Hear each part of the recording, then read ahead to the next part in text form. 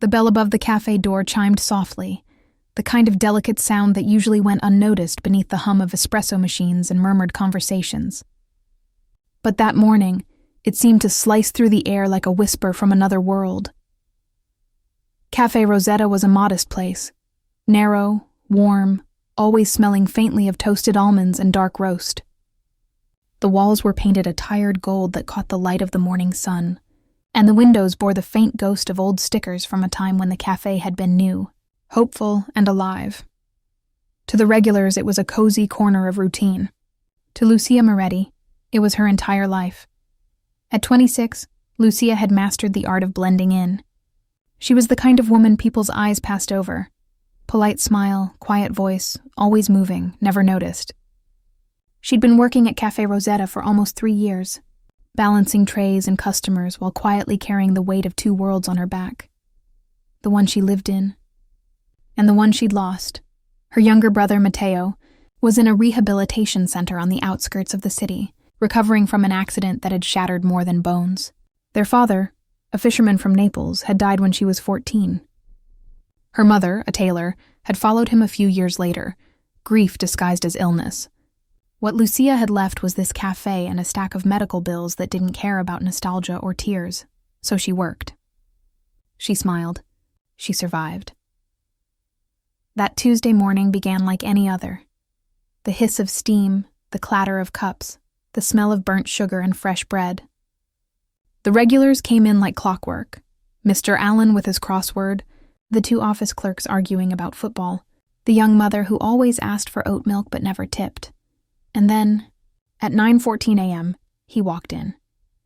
The first thing Lucia noticed wasn't his face. It was the silence that followed him, the sudden way conversations dimmed, like a tide pulling back before a storm. He was older, maybe late 50s. Early 60s, dressed in an immaculately pressed dark suit, no tie, collar open just enough to show the glint of a gold chain. His shoes were polished, his coat long and Italian, the kind that didn't come from department stores. But it wasn't his clothes that made people pause. It was the air around him, composed, deliberate, powerful. He looked like someone who didn't ask for things twice. "Good morning," Lucia said softly, picking up a menu. He didn't answer. He just lifted his gaze, and for a moment, her breath caught. His eyes were sharp, assessing but not cruel. He scanned the cafe slowly, then spoke, in a low, precise murmur. "Un espresso e una sedia vicino alla finestra." The words rolled out like warm smoke, smooth, fluid, Italian. Lucia blinked. For a split second, her mind traveled years back, to her mother's kitchen, where Italian songs had floated through the air, and her mother had said, "La lingua è come il cuore, non puoi nasconderla." The language is like the heart. You can't hide it. But in the cafe, his request hung unanswered in the air. The other waitress, Marta, frowned. Sir? English, please." He repeated himself, patient but firm. "Un espresso, vicino alla finestra." "Right," Marta said nervously. "One. Espresso window?" Lucia could feel the tension building. Customers were watching. The barista looked panicked.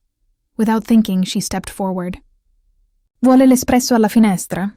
she asked gently. "Subito, signore." The man's eyes flicked to hers. Surprise first, then a faint glimmer of approval. "Ah," he said softly. "Finalmente qualcuno che capisce." Finally, someone who understands. Lucia offered a small smile. "Non molti qui parlano italiano." "Eppure lavorano in un caffè," he murmured, a hint of amusement in his voice. The exchange lasted seconds, but it changed everything. From that moment, he always asked for her. Every morning at the same time. He'd return. Always the same table, same espresso, same calm presence. Sometimes he'd read a newspaper, sometimes nothing at all.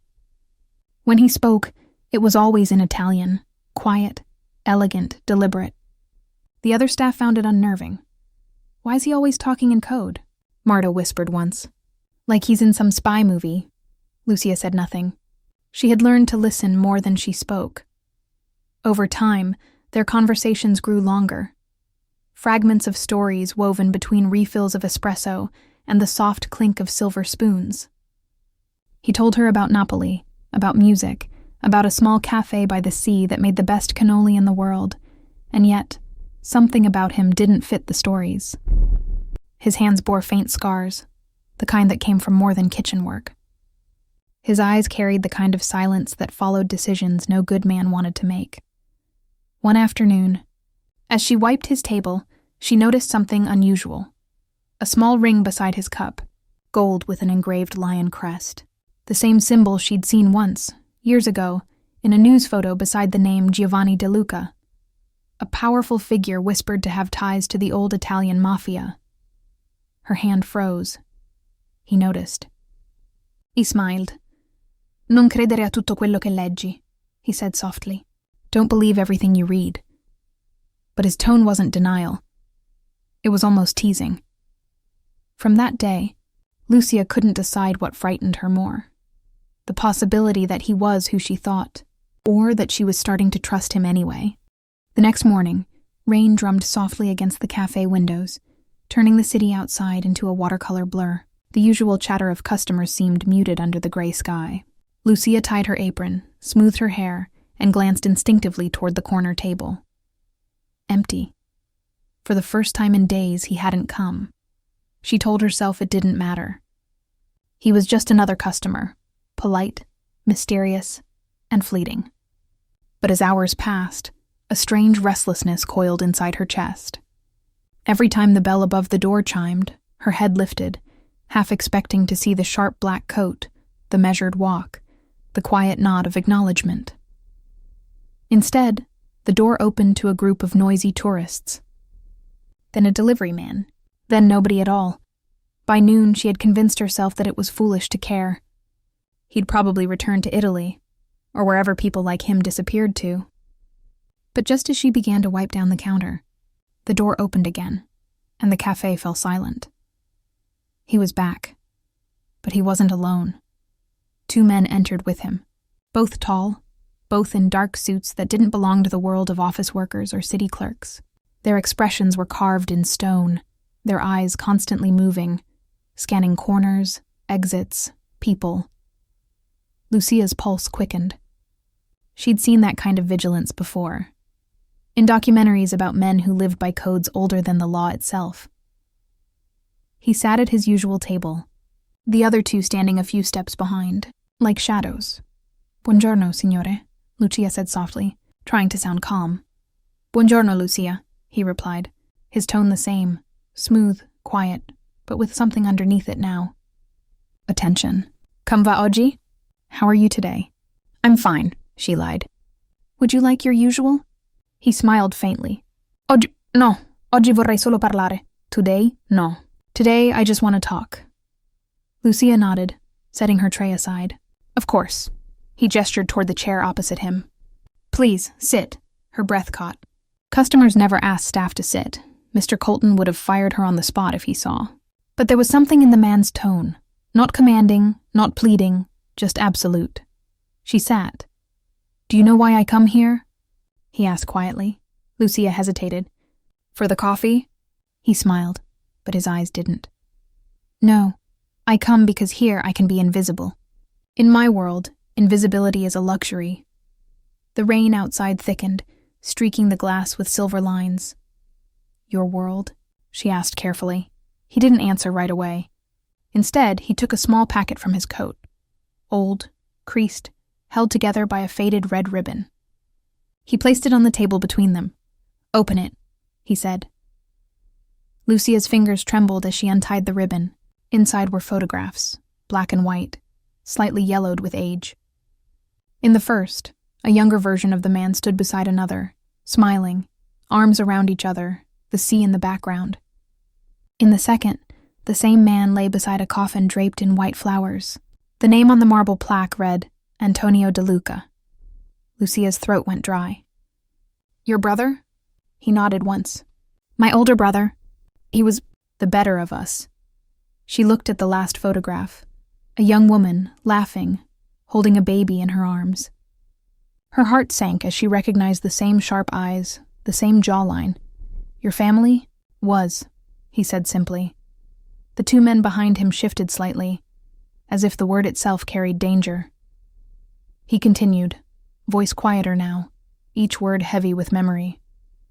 Antonio believed in peace. He wanted to turn the family's business clean, but others didn't.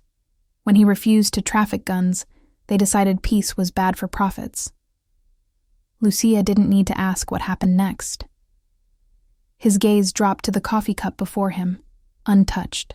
That was the day I stopped believing in redemption. The silence that followed wasn't empty. It was full of things unsaid, of ghosts that still lingered. Finally, Lucia spoke, her voice barely above a whisper. "Then why are you here?" He looked up, and for the first time his eyes softened, not with warmth, but with weariness. "Because I heard a rumor," he said. "A small one. That in this city, there was a girl who spoke Italian like it was her first language, but used it like a prayer." Lucia's breath hitched. He smiled faintly. I wanted to see if it was true. Before she could reply, the cafe door swung open again, hard this time. The bell above it let out a violent clang. 2 men entered, not in suits, not polished. Leather jackets, heavy boots, cold eyes. They weren't there for coffee. The bodyguards straightened instantly, their hands slipping beneath their jackets. The atmosphere shattered. "Signore," one of them murmured in Italian. "Sono qui." "They're here." Lucia's chair scraped against the floor. "What's going on?" "Stay calm," he said softly. "And stay behind me." The intruders moved closer. One of them, a thick man with a scar across his eyebrow, sneered. "You thought we wouldn't find you, De Luca?" Lucia's eyes widened. So it was true. He was Giovanni De Luca. The cafe froze, every customer motionless, sensing danger they couldn't name. Giovanni stood, slowly, deliberately. "Gentlemen," he said in English now, voice calm as silk. "This is a place for coffee, not blood. Don't embarrass yourselves." But the man with the scar only laughed. "You don't get to lecture about blood, old man." Everything happened fast.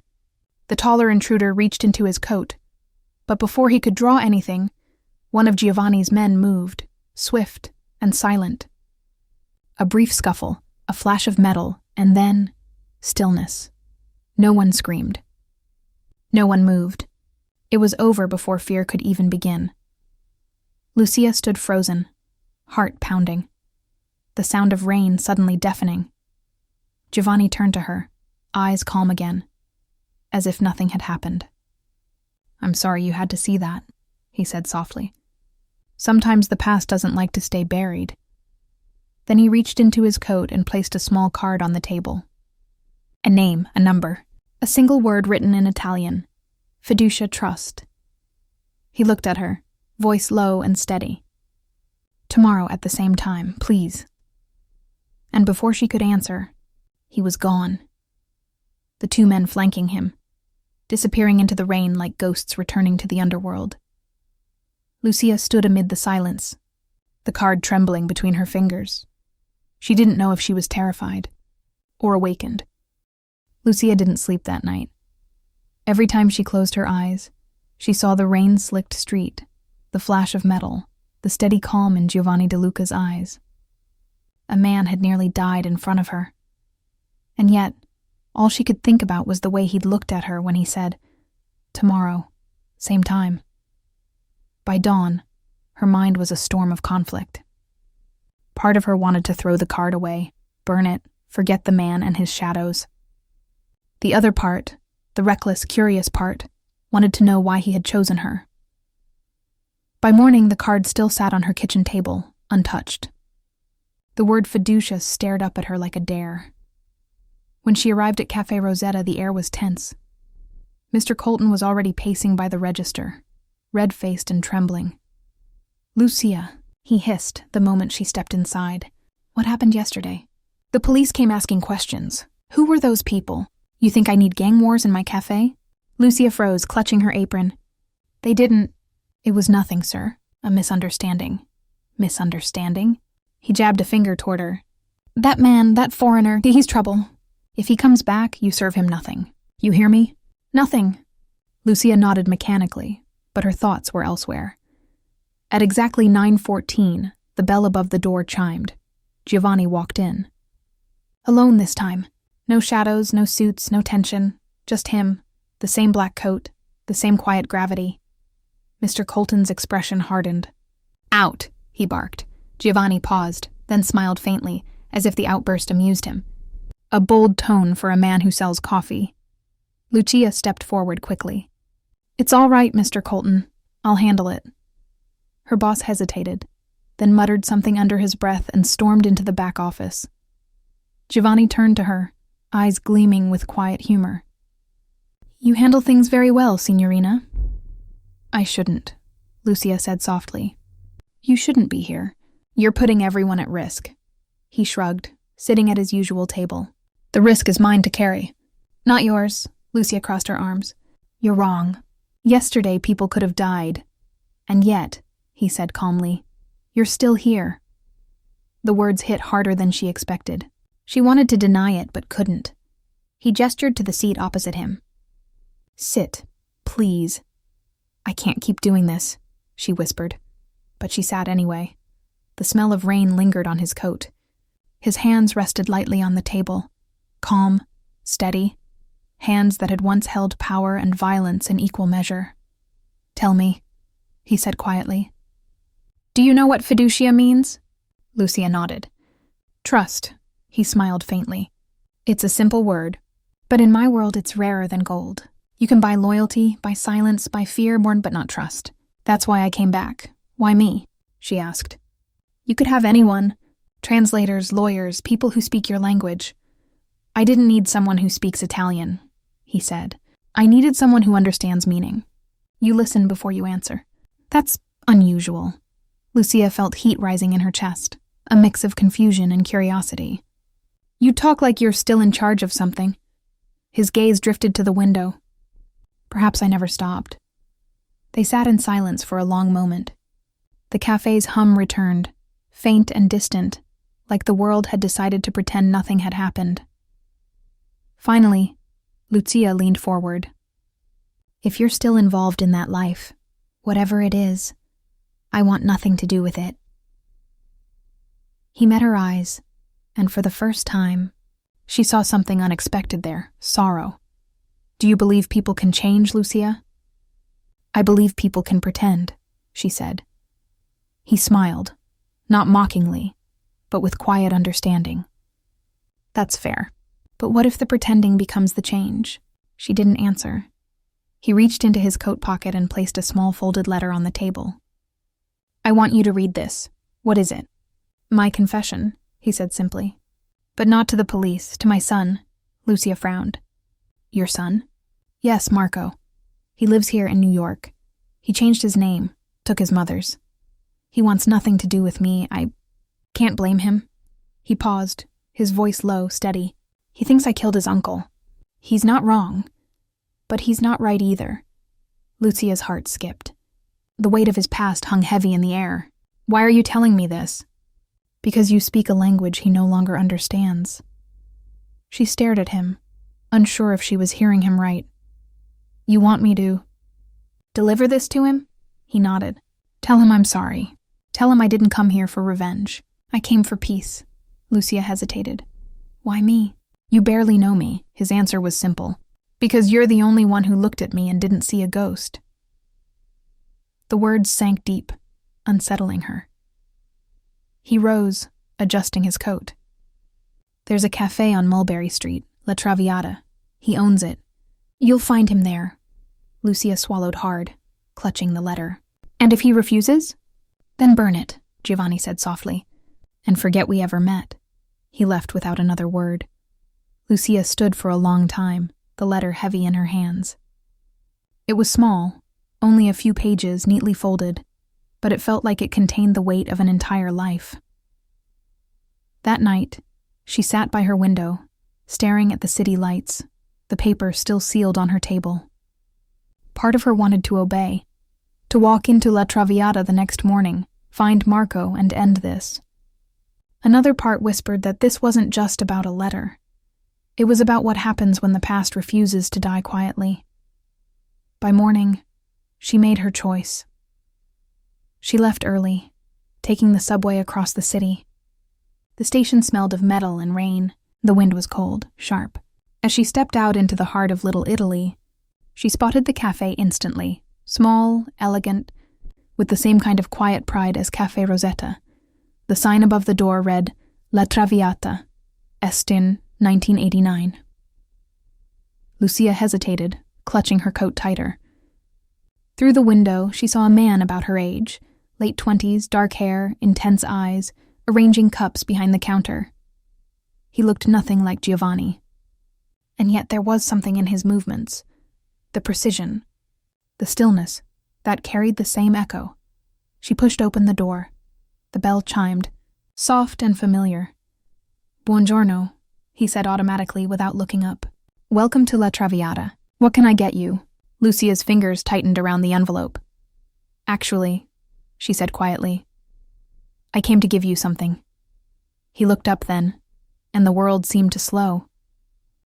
For a long moment, neither of them spoke. The man behind the counter, Marco De Luca, studied her with sharp, assessing eyes. He looked like someone who'd learned to read danger before it arrived. Lucia felt suddenly self-conscious, aware of the rain clinging to her hair, the dampness on her coat, the way her fingers trembled as she held out the envelope.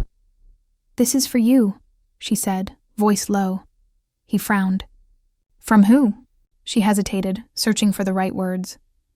From someone who says he doesn't expect forgiveness, but he hopes you'll listen. Marco's expression hardened. Giovanni. It wasn't a question. Lucia nodded slowly. He let out a sharp breath, half laugh, half disbelief.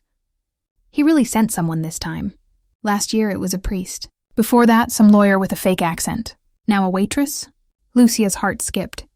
How do you know? He pointed to her apron, still tied at her waist. You smell like espresso and burnt sugar. My kind of people. Despite the tension, she almost smiled. He walked around the counter, closing the distance between them. Why are you doing this?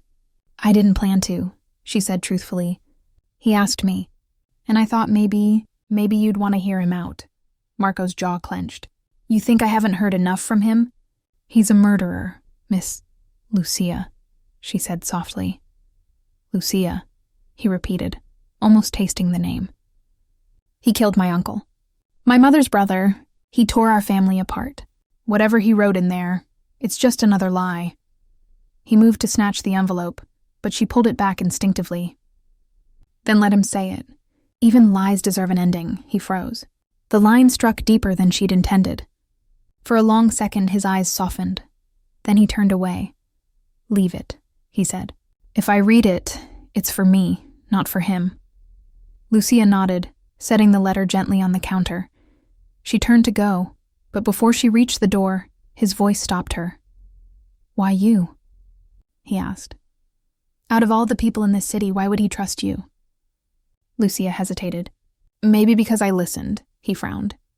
You don't even know what you're listening to. She looked back at him, her expression quiet but firm. Maybe not. But silence is still better than hate. And with that, she left. Outside, the rain had stopped.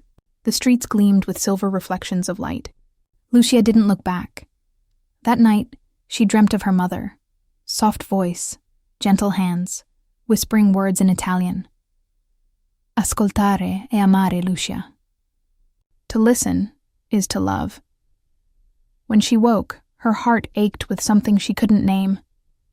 At Cafe Rosetta, the next morning was unusually quiet. Mr. Colton avoided her. The regulars kept to themselves. She wiped tables mechanically, her mind replaying Marco's face, the anger, the hurt, the way his eyes flickered when she spoke about endings. She was refilling a sugar jar when the doorbell chimed. Giovanni De Luca was standing there. He looked tired, older, even but his posture was the same, straight, deliberate, dignified. Lucia froze. Buongiorno, he said softly. You shouldn't be here, she whispered.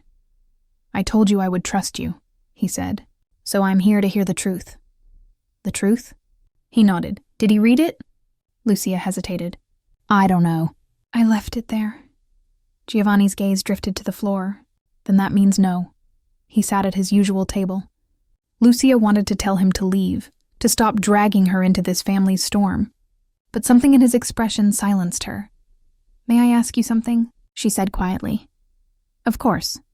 Why not go to him yourself?" Giovanni exhaled slowly, a faint smile touching his lips. "Because I made myself a ghost, Lucia. When you live by certain choices, you stop being allowed to appear in the daylight." "You're not a ghost to him," she said. "He still feels you. That's why he's angry." His eyes lifted to hers, glimmering with a mix of surprise and sadness. "You speak like someone who's lost too," she swallowed. "Maybe I am." They sat in silence, the hum of the espresso machine filling the air. Finally, Giovanni said, "Would you deliver one more message for me?" Lucia's pulse quickened. "If it's another letter, no. No letter," he said. "Just a place." He slid a folded napkin across the table. On it, written in careful script, was an address in Brooklyn. "Tomorrow evening, 7 o'clock, he said. "Tell Marco to come. If he doesn't, I'll leave this city forever." "Why do you need me for this?" "Because you're the only one either of us still believes." Lucia stared at the napkin.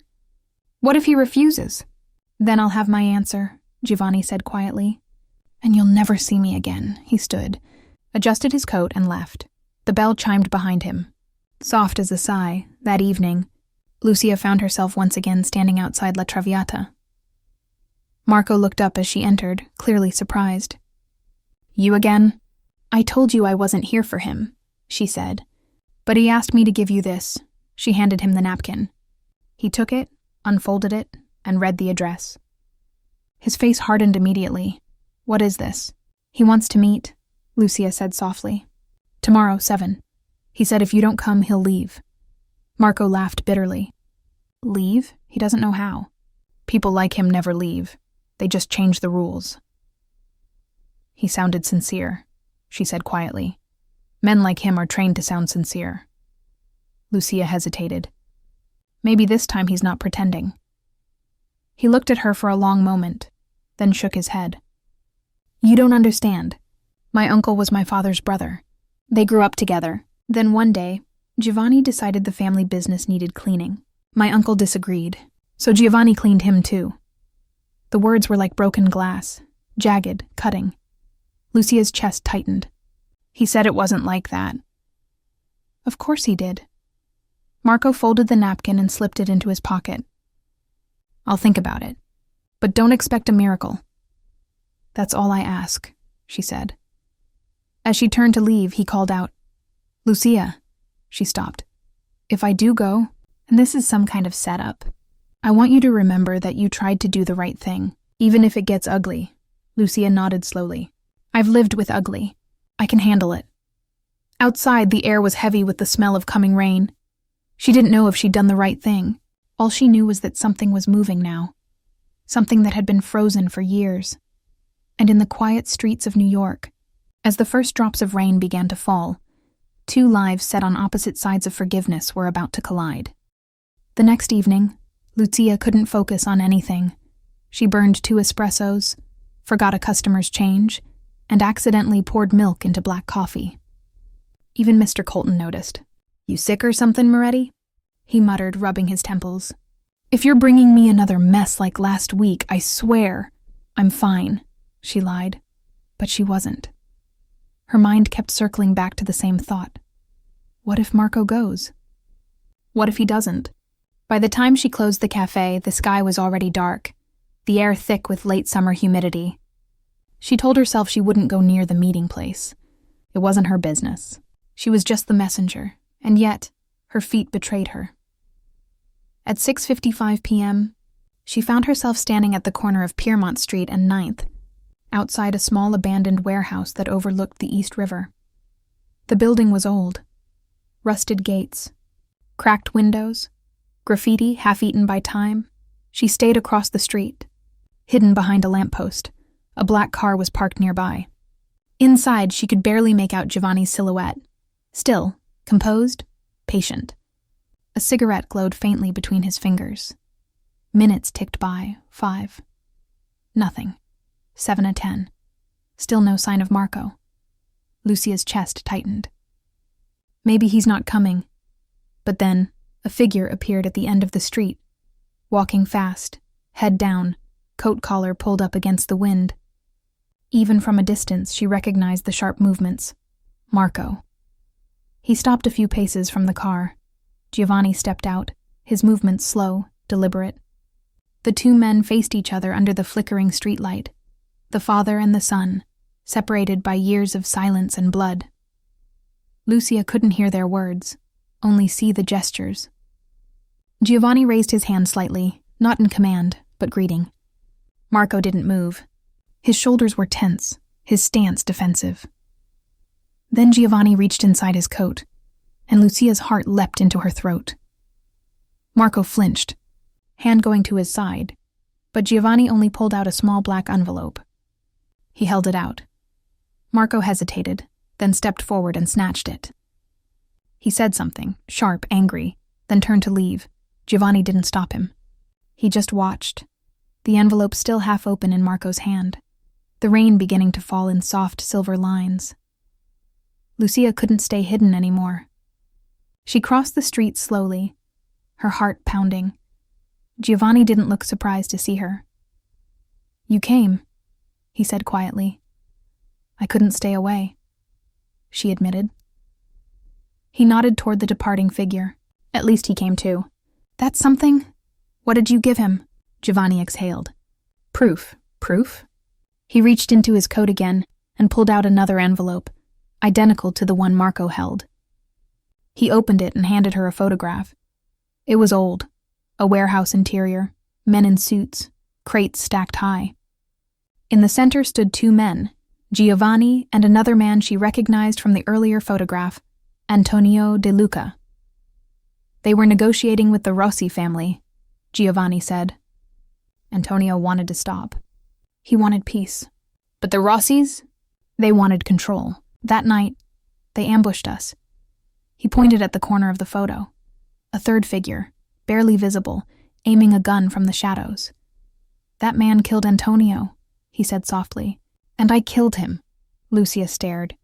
"But everyone thought that I did it," he finished for her. "Because the Rossis made sure it looked that way. It served their purpose. It kept me from uniting the De Luca family again. Why didn't you tell anyone?" He smiled faintly. "Because in my world, truth doesn't erase blood. It only spills more." Lucia's throat tightened. "So you've been running ever since?" He nodded. "Until now." They stood in silence, the rain whispering around them. Finally, she asked, "Do you think he'll believe you?" Giovanni's gaze drifted toward the direction Marco had gone. "He doesn't need to believe me tonight. He just needs to wonder."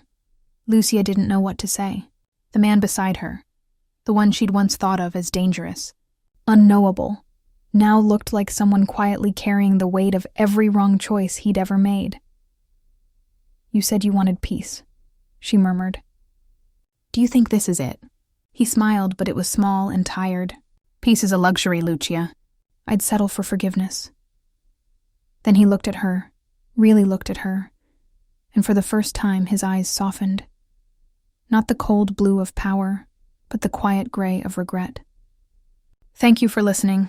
Before she could answer, headlights swept the street. A car turned the corner fast, too fast. "Giovanni," she whispered, instinct tightening in her chest. He turned just as a dark SUV screeched to a stop a few meters away. The doors flew open.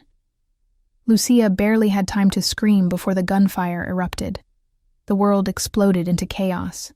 Bullets cracking against metal, glass shattering, the sharp smell of gunpowder filling the air. Giovanni grabbed her arm, pulling her down behind the parked car. "Stay down," he hissed. One of the attackers shouted in Italian, "Finisci il lavoro!" "Finish the job." Giovanni fired back, quick, controlled bursts. For an older man, his movements were terrifyingly precise. Lucia pressed her hands over her ears, heart hammering, breath caught between fear and disbelief.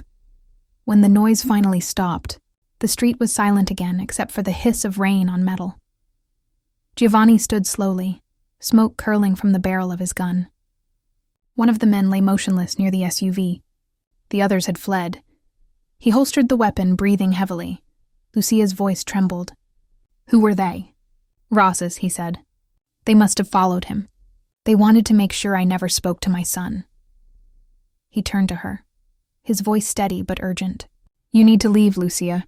Right now. I'm not leaving you. Go! He snapped, then softened instantly. Please. I can handle this. She hesitated, then nodded, stepping back slowly. As she turned the corner, she looked back one last time, just in time to see Giovanni pick up a photograph that had fallen into a puddle. He stared at it for a long moment, then tucked it back into his coat and disappeared into the shadows. Lucia walked quickly, rain soaking her hair, her heart thundering in her chest. She didn't know if she'd just witnessed the end of something, or the beginning of something far more dangerous. The city never really sleeps, but some hours belong only to ghosts. By the time Lucia reached her apartment, the streets were nearly empty, just the sound of tires hissing through puddles and a siren fading somewhere uptown. She locked the door, leaned her forehead against it, and finally exhaled. Her hands still trembled. She replayed everything in fragments. The SUV, the flash of light, Giovanni pulling her down. It felt unreal, like a scene she'd stepped into by mistake. She slid down the wall until she was sitting on the floor, knees to her chest. What am I doing? She whispered to no one. The letter, the napkin, the men. All of it spiraled around one impossible question. Why me? When she finally dozed off near dawn, her dreams were tangled with the echo of Italian words she barely remembered. Fiducia, perdono, silenzio. Trust, forgiveness, silence. She woke late, heart heavy but mind sharpened by fear. She needed to know if Giovanni was alive. Cafe Rosetta opened at 7. Lucia arrived at 9, eyes ringed with exhaustion.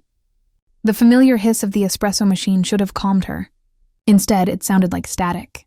Mr. Colton caught sight of her and shook his head. Moretti, you look like you've been hit by a truck. Did anyone come by this morning? She asked quickly. He frowned. If you mean your fancy friend with the accent, no. And if he does, I'll have security throw him out. She nodded, pretending to listen while her thoughts raced. No word from him. No news reports. No sirens near Piermont. Maybe that was good. Maybe bad. Around noon, the cafe door opened, and Lucia's heart jumped. But it was Marco. He looked different from before, still guarded, but tired. The kind of tired that comes from wrestling ghosts all night. Can we talk? He asked quietly. Mr. Colton raised an eyebrow but decided to ignore them. Lucia motioned toward a table near the window. Marco sat, clasping his hands together. I went to the meeting. I know, she said softly. You were there? Across the street. He sighed, leaning back. Then you saw what happened. Lucia nodded. He's alive. I think. Marco stared at the table for a long moment. You believe him, don't you? I believe he's tired of running, she replied. That doesn't erase what he's done. But it matters. Marco rubbed his temples. He showed me a photo. Said it proved he didn't kill my uncle. I threw it in the river. Why? Because believing it would mean admitting I've hated the wrong man for 15 years. Lucia said nothing. Sometimes silence was the only truth left. Finally, he looked up, eyes searching hers. You shouldn't be involved in this. Whatever he's planning, it's not over. I didn't plan any of it, she said, but maybe it found me for a reason. Marco let out a small, humorless laugh. You sound like my mother. She used to say everything happens so we can learn to forgive someone, even ourselves. What happened to her? She died 2 years ago. Never stopped praying for him. Lucia's throat tightened. Then maybe this is her prayer still working.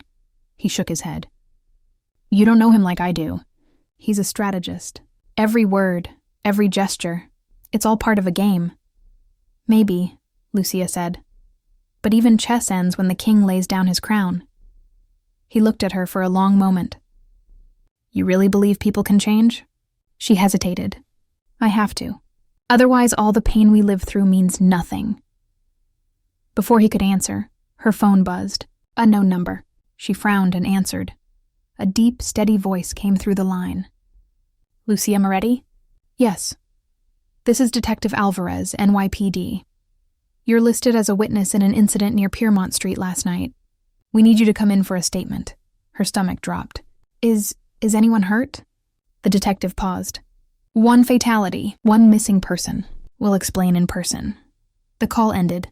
Marco saw the color drain from her face. What is it? They want me to give a statement. Giovanni, he's missing. He stood instantly. Missing or hiding? I don't know. Marco looked toward the rain-streaked window. If he's alive, they'll be looking for him. And if he's not? He trailed off. Lucia gathered her things, heart pounding. I have to go. I'm coming with you, he said firmly.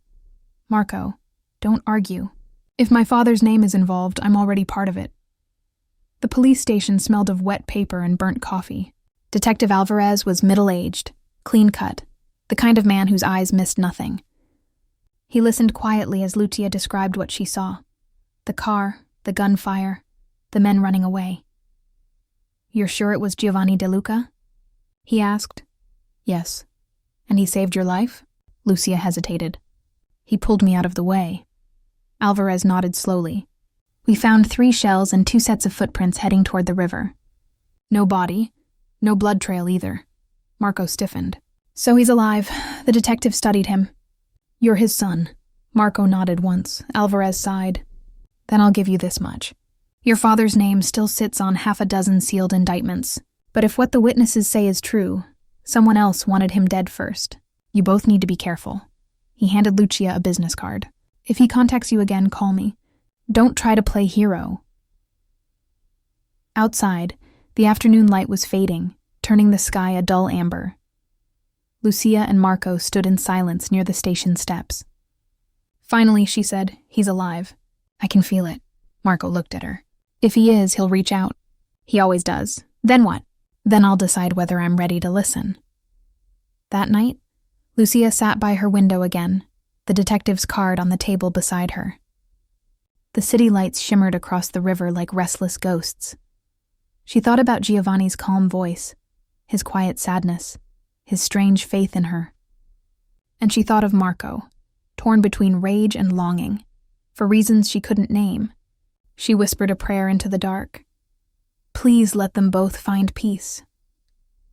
Just as she closed her eyes, a soft knock echoed from her door, her breath caught. Another knock. She stood slowly, crossing the room. Who is it? No answer. Cautiously, she opened the door a crack. A small brown envelope lay on the floor. No name. No address. Just a single word written across the front in elegant handwriting. Grazie. Inside were 2 items.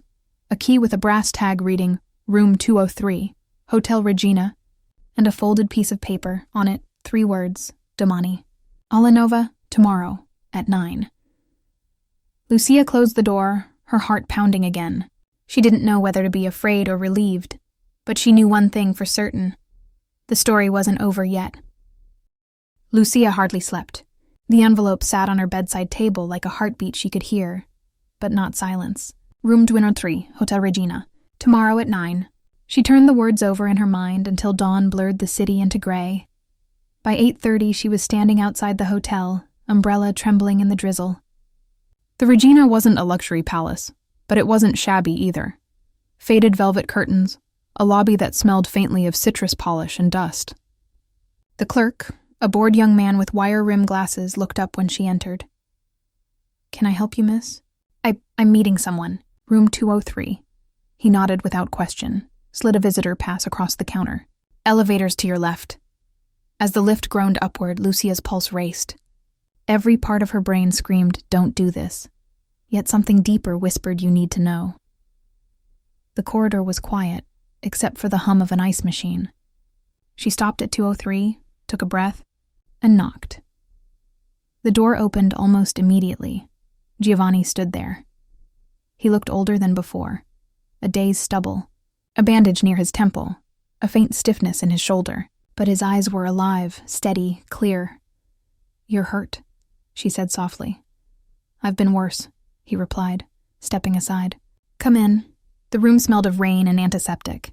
A small suitcase lay open on the bed, half-packed. You're leaving, Lucia said. I'm relocating, he corrected. For safety, for a while, she folded her arms. Then why call me here? He studied her for a long moment. Because I wanted to say goodbye, properly. Lucia frowned. After everything that's happened, you think you can just vanish again? That's the plan, he said, smiling faintly. Disappearing is what I do best. She stepped closer. Marco deserves the truth, not ghosts. Giovanni's expression softened. He has the truth now. Whether he accepts it is his choice. He won't believe words on paper, she said. He needs to see who you are now. He looked toward the rain-slick window. Who I am now is a man who spent half his life turning loyalty into currency. Every person I ever cared for paid the price. I won't let my son pay it again. Running doesn't protect him, Lucia said quietly. It only teaches him how to run too. Giovanni turned back to her, eyes sharp but kind. You speak like someone who's seen loss. I have, she whispered. And I know what silence does to people. For a while, neither spoke. The rain filled the room like a slow heartbeat. Then Giovanni opened the nightstand drawer and pulled out a small wooden box. He placed it on the table between them. What's this? My father's rosary, he said. And something else. He opened the lid. Inside lay a small brass locket. When he pressed it open, Lucia saw a photograph. 2 boys and a woman on a sunlit pier, smiling, carefree. Antonio and I, Giovanni said. Before everything. Lucia touched the edge of the locket gently. You should give this to Marco. He shook his head. No, you should. Me? Yes. You're the only person he might accept it from. He trusts you, even if he doesn't know it yet. She wanted to protest, but his gaze stopped her. Please, he said quietly. If I go missing again, if anything happens, make sure he gets this. Lucia swallowed. Giovanni, the police are already looking for you.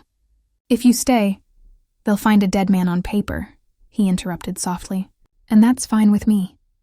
She stared at him, realization dawning. You're faking your death. He didn't deny it. Sometimes peace needs to be forced. If the world thinks I'm gone, the Rossis stop hunting, Marco stops hating, and maybe the story finally ends. You can't ask me to lie for you. I'm not, he said. I'm asking you to let a ghost rest. Lucia's voice trembled. And what about you? Where will you go? He smiled faintly. South, maybe Naples. Maybe the sea. Somewhere no one remembers my name. Something in her chest ached. A quiet grief she hadn't expected. She looked down at the locket glinting in the dull light. You really believe disappearing will fix everything? No, he said. But sometimes the only way to protect what's left is to stop being part of it. He picked up his coat, the same black one he always wore, and slung it over his shoulder. You should go, Lucia. They'll be watching soon. She didn't move. Promise me one thing. What? That if you make it out, you'll write to him, someday. Giovanni hesitated, then nodded. If there's a someday, yes. He reached for her hand, warm and steady. Grazie, Lucia. For seeing me as a man, not a monster. Her throat tightened. Maybe you were both, he smiled at that. Maybe. A knock startled them both. 2 sharp raps on the door. Giovanni's expression hardened instantly. Stay quiet. He moved to the peephole, peered through, then relaxed slightly. It's him, Marco? Giovanni nodded. He must have followed you. Lucia's heart raced as Giovanni opened the door. Marco stood in the hallway, soaked from rain, eyes burning with 100 unspoken things. You're alive, he said flatly. So it seems, Giovanni answered. Marco's jaw tightened. The police think you're missing. Maybe dead. I should let them keep thinking that. Giovanni nodded slowly. Maybe you should. Lucia looked between them, the air heavy with everything unsaid. Finally, Giovanni stepped aside. Come in, son. Marco hesitated, then entered, closing the door behind him. He looked around the room, the half-packed suitcase, the bandage, the locket on the table, then back at his father. So what now? You disappear again and call it redemption. I call it mercy, Giovanni said quietly. For you, for me, for everyone still breathing. Marco's hands curled into fists. You think vanishing makes up for what you did? No, Giovanni said.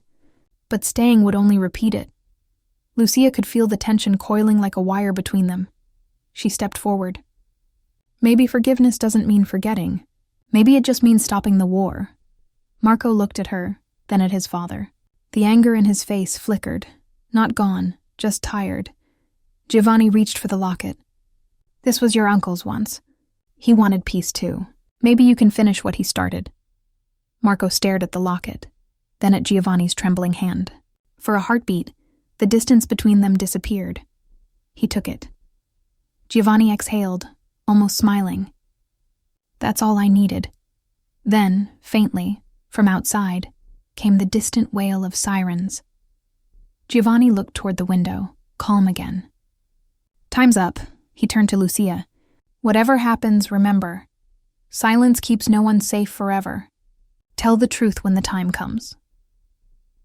Before she could answer, he opened the window, the rain blowing and cold against their faces.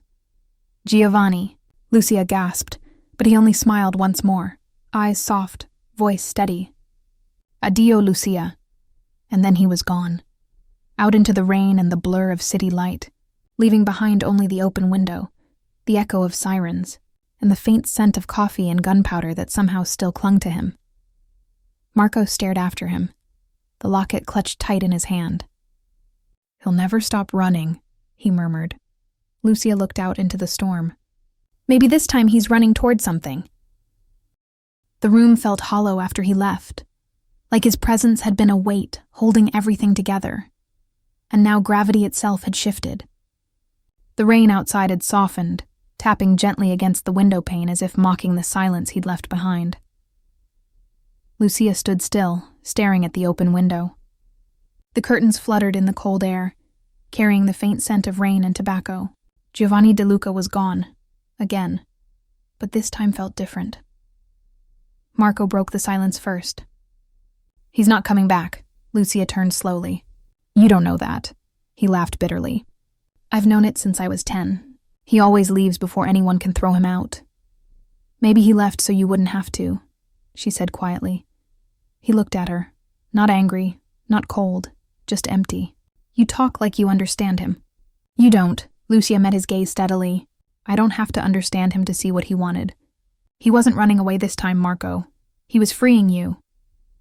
Marco's jaw tightened. You sound just like him. Maybe because I finally listened. The words hung between them, fragile but sharp enough to cut. He turned away, pacing toward the window, the locket still in his hand. He wants me to believe he's some tragic hero now. That all of this, the blood, the silence, had a noble reason. Lucia shook her head. No, he wants you to stop carrying what he couldn't fix. For a long moment, there was only rain and breathing. Then Marco sighed, his voice quieter. The police will find that room empty. They'll call it disappearance, maybe even death. That's what he wants, to be a ghost. Lucia looked around. The half-packed suitcase, the rosary on the nightstand, the faint trace of his cologne still in the air. He didn't leave like a man who was running. He left like someone who'd finally decided to stop being hunted. Marco said nothing. She stepped closer, her voice softer. He gave you a chance to choose what kind of man you'll be next. Don't waste it on hating him. His eyes met hers, uncertain.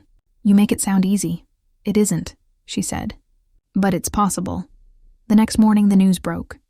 Police investigating presumed death of Giovanni De Luca, suspected Italian crime figure. Body not recovered. Witness reports gunfire near East River. Cafe Rosetta buzzed with whispers all day. Customers spoke of it in half-hushed tones, as if saying his name too loud might wake something dangerous.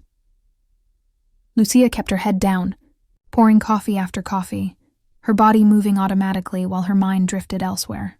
Every time the doorbell chimed, she glanced up, half hoping, half fearing to see him. But it was always someone else, a delivery boy, a couple, a stranger in a hurry. By late afternoon, Marco walked in. No words, just a nod. He looked like he hadn't slept. He took his usual seat by the window, Giovanni's seat. Lucia brought him an espresso without asking. Still bitter, he muttered, tasting it. Some things don't change, she said.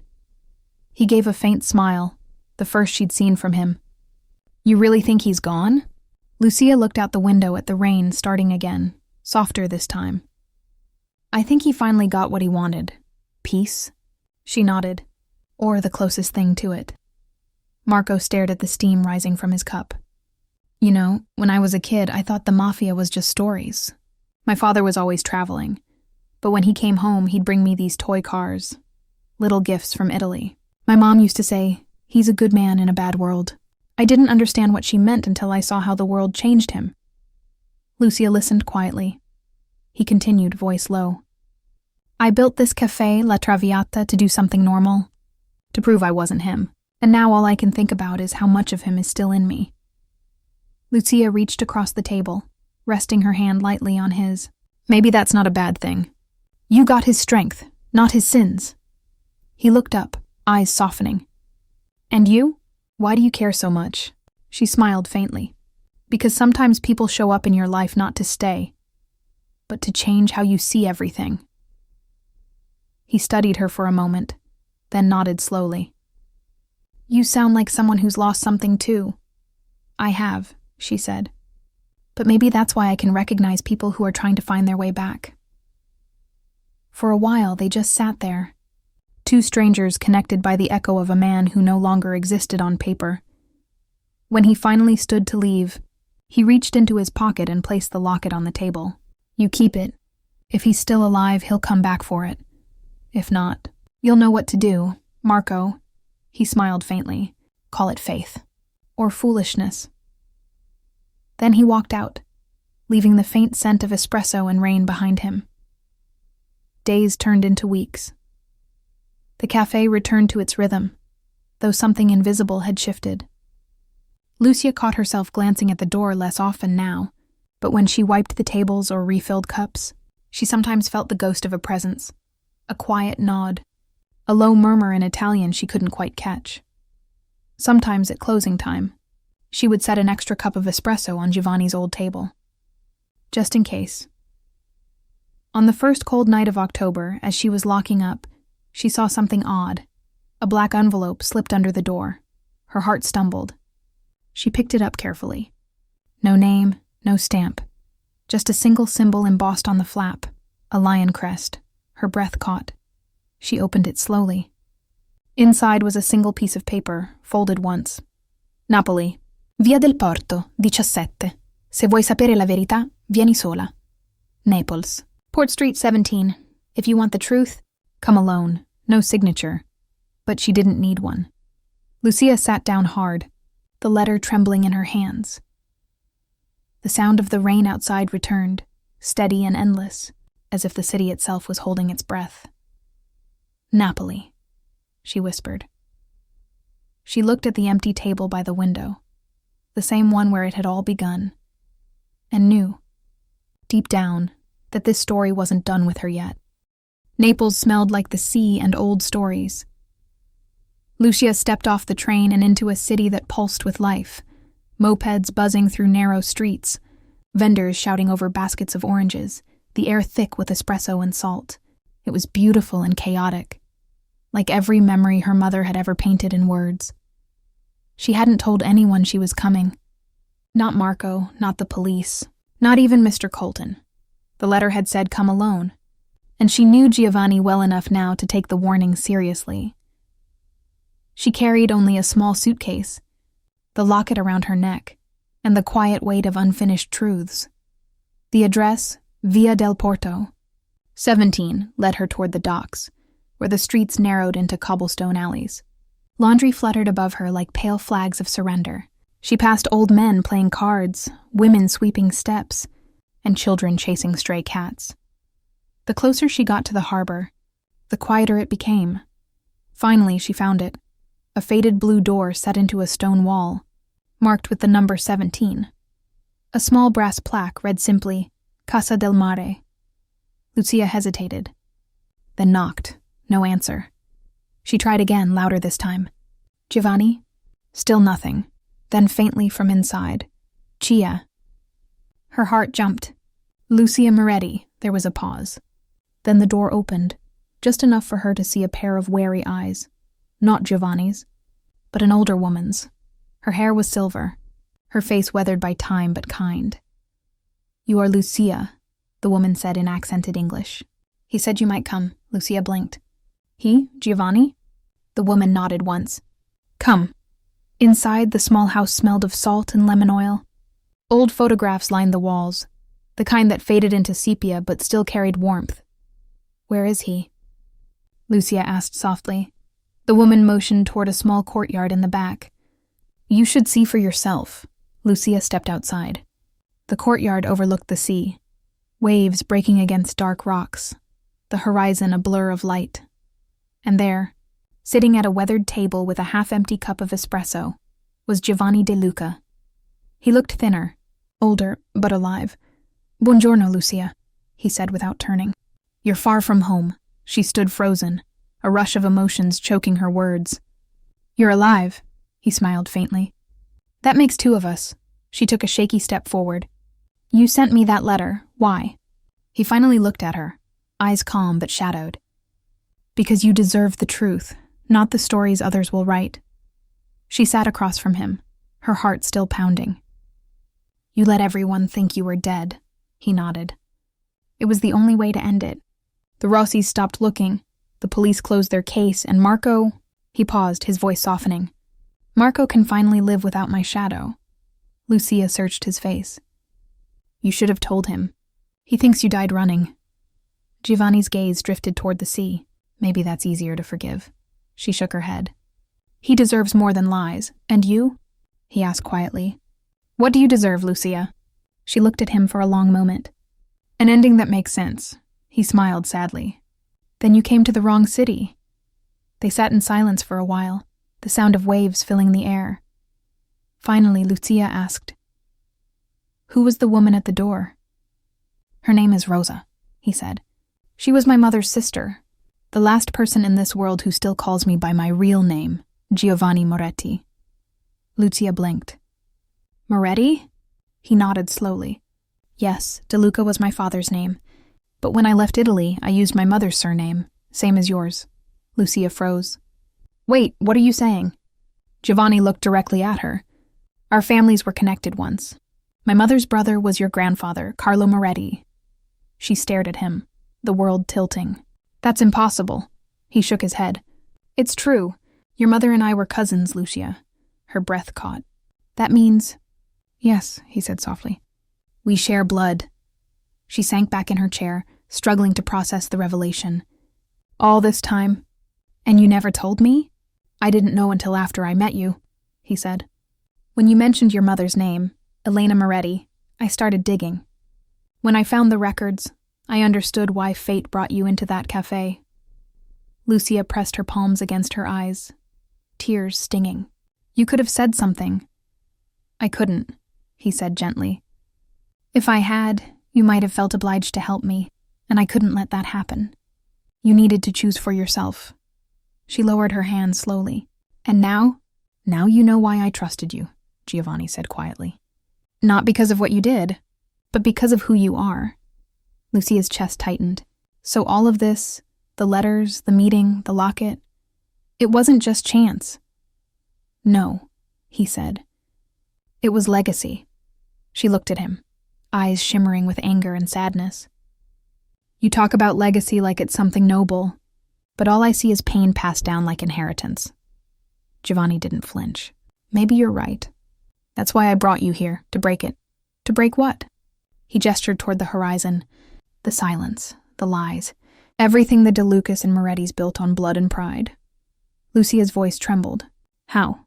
He reached into his coat and pulled out a small flash drive. "This contains everything. Names, ledgers, proof of what the Rossis did. I've kept it hidden for years.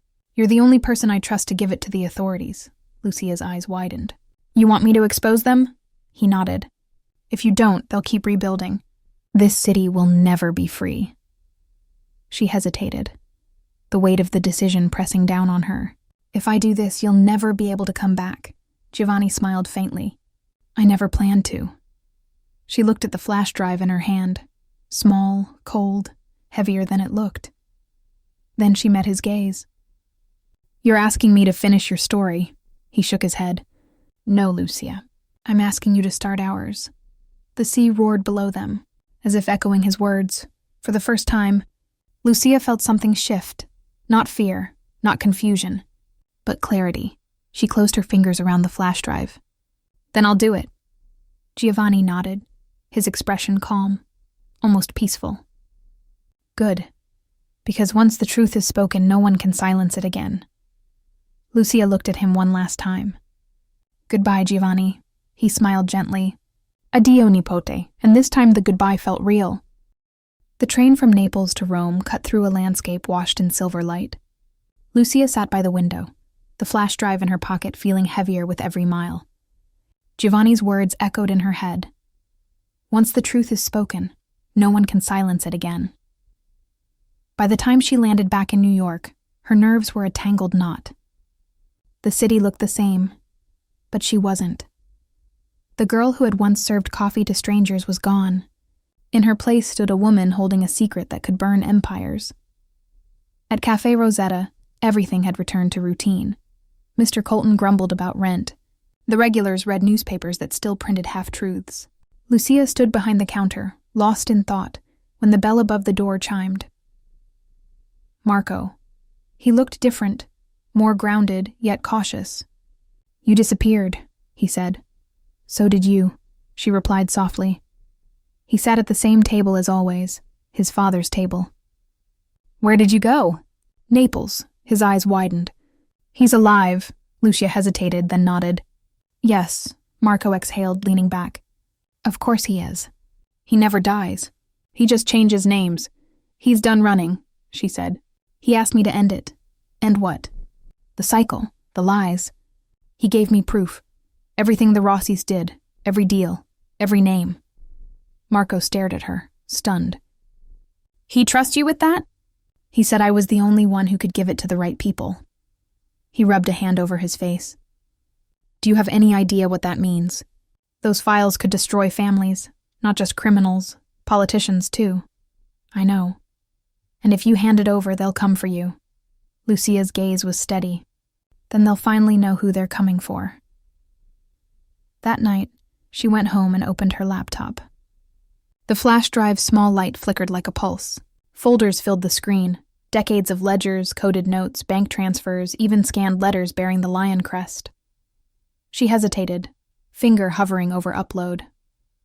Her reflection stared back from the dark glass, tired, frightened, but certain. She opened her email and began typing a message addressed to Detective Alvarez. "This is everything you've been looking for. It's time the truth belonged to someone who can use it." She attached the files, hit send, and felt her chest tighten with a mix of fear and relief. Then she shut off the computer. The next morning, 2 black sedans were parked across from the cafe. Lucia noticed them immediately.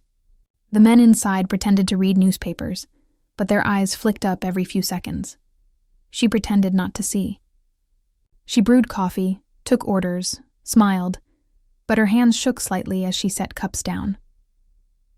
At noon, Marco walked in, saw the cars through the window, and went pale. "They know." "I guess they would," she said. He leaned closer. "You should leave the city, tonight." "I'm not running," she said. "Not after he stopped," he shook his head. "You're brave, but bravery doesn't stop bullets." "Neither does silence." Marco exhaled sharply, then pulled a folded piece of paper from his pocket. A train ticket. "To Boston. My cousin has a restaurant there. Go, just until it blows over." Lucia looked at the ticket, then at him. "And you?" "I'll stay. I owe him that much." "You'll get hurt." He smiled faintly. "I've lived with ghosts long enough. Time to face the living." At closing, the street outside was quiet except for the faint hum of cars idling nearby. Lucia turned the key in the lock, flipped the sign to closed, and felt her heart hammering. She walked to the counter, grabbed her coat, and froze. A figure stood by the window. It was one of the men from the car. Mid-40s, clean-cut, too polite to be harmless. "Miss Moretti," he said smoothly. "We'd like a word." Lucia's voice was calm, though her pulse screamed. "Cafe's closed." He smiled. "So is the chapter you've opened. You have something that belongs to us." I gave it to the police. His smile faded. Then you've made a very expensive mistake. The bell above the door jingled again. Another man entered, but this one Lucia recognized instantly. Marco. He walked in as if he belonged there, hands raised. Easy, he said. You don't want to do this here. The first man turned, irritation flashing in his eyes. And who are you? Someone who knows how your bosses operate, Marco said evenly. You touch her, the police will tear this street apart before dawn. The files are public now. That was a lie, but a convincing one. The man hesitated, studying them both. Lucia met his gaze, steady. You can't bury the truth anymore. He exhaled, jaw tight, then signaled to his partner. Let's go. They left as quietly as they'd come, the doorbell chiming once, twice, and then the cars outside rolled away into the night. Lucia sank into a chair, shaking. They'll be back. Maybe, Marco said, but not tonight. She looked at him, eyes wet. You didn't have to come. He smiled faintly. You really think I'd let the only person who believed in him face this alone? For the first time in months, Lucia laughed, a small, raw sound, but real. 2 days later, the headlines changed everything. International crime syndicate exposed, decades of evidence leak online. Rossi operations crumble as investigators close in. The files she'd sent to Detective Alvarez had found their way to Interpol, the FBI, every major news outlet. The truth was free, and there was no putting it back. The cafe became strangely quiet in the aftermath. Fewer customers, more silence. Yet beneath the stillness, Lucia felt something bloom. Peace. Not perfect, but earned. One evening, as she wiped the counter, the bell chimed again. An envelope lay on the floor. No stamp, just handwriting she recognized instantly. You kept your promise. Now it's time I keep mine. Inside was a photograph. Giovanni on a sun-drenched dock, looking out at the sea. No date, no caption. Only a faint impression of a smile. Lucia traced the edges with her fingers, whispering, Addio. Outside, the sun dipped behind the skyline, painting the city in gold and shadow. The cafe smelled of fresh coffee, rain, and beginnings. For the first time, she didn't glance at the door hoping for anyone to walk in. She simply stood there, still, present, and free. Autumn came early that year. The wind carried the smell of roasted chestnuts through the narrow streets, and the light outside Café Rosetta turned amber before the clocks even changed. Inside, the rhythm of spoons and steam returned, slower now, gentler, like the cafe itself had learned to breathe again. Lucia moved behind the counter with a kind of calm she hadn't known before. Each morning she still set one small cup at the window table. No sugar, just a single spoon resting across the saucer. Habit, not hope. The ritual felt less like waiting and more like remembering. Across the room, Marco arranged new beans on the shelves. His presence had become part of the cafe's heartbeat, quiet, steady, dependable. When he first started helping, Mr. Colton had muttered something about too many DeLucas in one place, but even he had come around. The business was thriving again, mostly because customers came for more than coffee now. They came for stories. The headlines had faded, but people still whispered about the waitress who'd brought down an empire. Lucia never confirmed or denied anything. She just smiled, poured espresso, and said, "Everyone deserves a fresh cup." One afternoon, as the last of the lunchtime crowd drifted out, Marco set a new sign on the counter.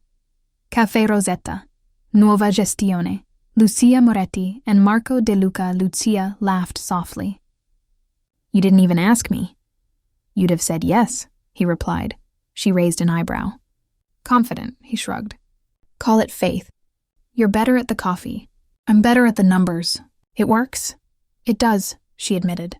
"But doesn't it feel strange, your name up there?" He looked at it for a long moment.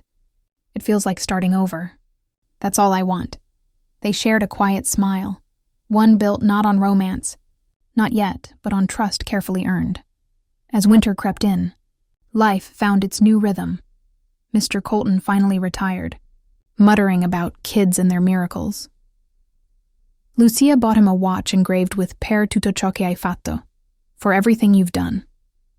He cried and pretended not to. Detective Alvarez stopped by once in December. He ordered black coffee, no sugar, and slid an envelope across the table. Inside was a photograph, a small fishing village, the sea bright and blue. A man stood on a dock facing away from the camera. No official name, Alvarez said, but locals call him Signor Giovanni. Owns a boat, takes tourists out at sunrise. Lucia felt tears prick her eyes. So he made it. The detective nodded. Seems so. Case closed, Miss Moretti. When he left, she placed the photograph beside the locket on a small shelf behind the counter. A private memorial made of wood and light. Christmas Eve arrived with quiet snow. The cafe stayed open late, serving travelers and night workers. Around 10, Marco dimmed the lights and turned on an old radio that played Italian carols crackling with static. Lucia poured 2 cappuccinos, one for each of them, and leaned against the counter.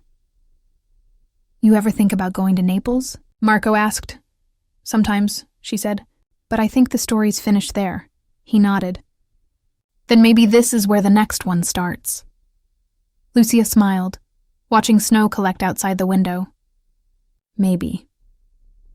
They drank in silence, the kind that feels like understanding. In the months that followed, the cafe grew into something new. Travelers pinned postcards from every corner of the world on the wall, some from Naples, some from places farther still. Lucia never found out who sent them all. A few bore no return address, only a single word written on the back. Fiducia. Every time she saw that word, she thought of Giovanni's quiet voice. Trust is rarer than gold. One morning in early spring, she found a small wooden box on the doorstep. No note. Inside lay a simple gold chain with a pendant shaped like a tiny lion, the De Luca crest. She held it for a long time before placing it beside the photograph and the locket. Addio, she whispered. But this time it sounded less like goodbye and more like thank you. That evening, as the sun slid low over the city, Lucia closed the cafe early. She stepped outside, breathing in the air that smelled faintly of rain and roasted beans. The street was quiet, washed in orange light. Marco joined her, locking the door. You know, he said, for someone who never wanted attention, you've turned this place into a legend. She laughed. Legends are just ordinary people someone bothered to remember. He looked at her, warmth in his eyes. Then here's to ordinary people. They walked together down the cobblestone street, their steps echoing softly between the buildings. Somewhere in the distance, a church bell rang. Lucia glanced back once. The window glowed golden, and through the glass she could see 2 cups waiting on the table by the window. One full, one empty. The world had finally gone quiet enough to listen, and in that silence, she could almost hear Giovanni's voice again, gentle and distant, carried on the wind. Silence keeps no one safe forever, Lucia. Tell the truth when the time comes, she smiled. The truth's already here, she whispered.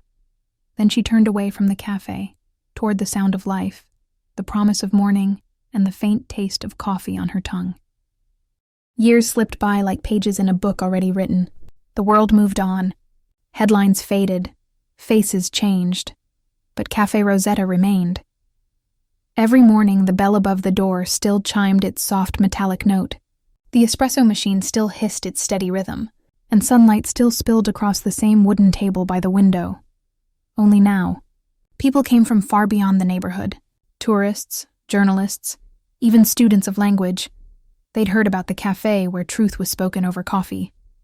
None of them knew the full story, and Lucia never told it all. She simply served each cup with the same care, smiled, and listened. One spring afternoon, a light rain brushed the glass. Marco was adjusting the menu board when a young woman entered, foreign accent, camera around her neck. Buongiorno, Lucia greeted. The girl smiled. Mi scusi, do you speak Italian? Lucia's heart warmed at the familiar sound.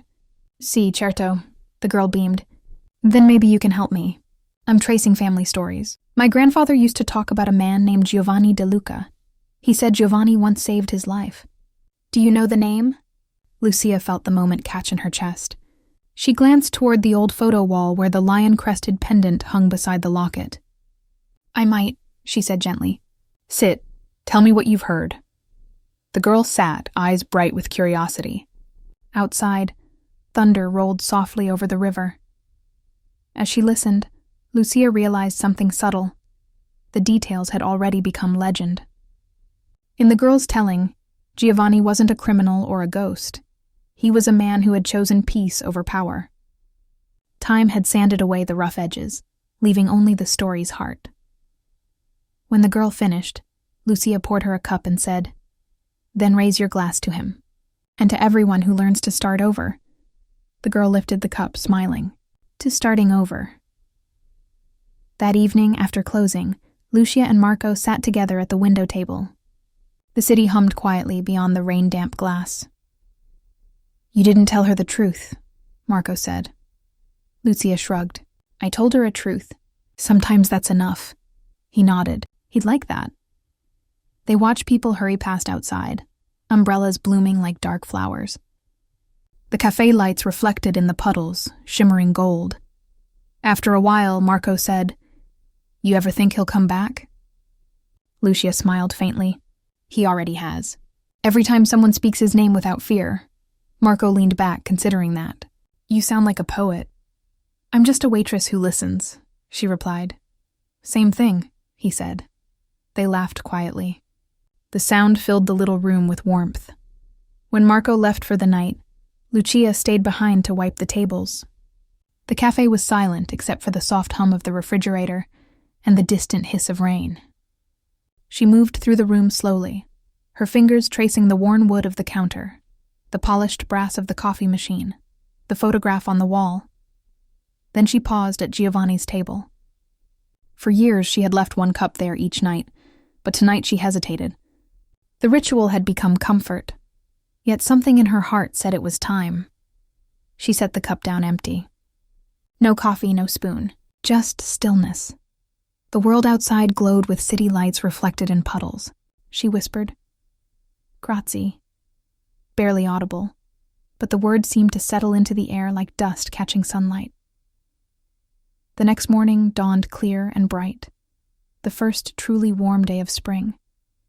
Lucia unlocked the door and flipped the sign to open. As she turned, sunlight caught on the shelf behind the counter. Something glittered. She frowned, stepped closer. There, beside the lion pendant and the locket, lay a postcard. The front showed a coastline she recognized instantly, the Bay of Naples, blue and endless. On the back, in elegant handwriting, "Il mare è calmo oggi." The sea is calm today. Be proud of what you built. Lucia smiled through tears that surprised her. She tucked the postcard behind the photo, whispered a quiet addio, and poured the first espresso of the day. The aroma filled the room, strong, sweet, alive. Hours later, as customers began to flow in, she felt a strange peace settle over her.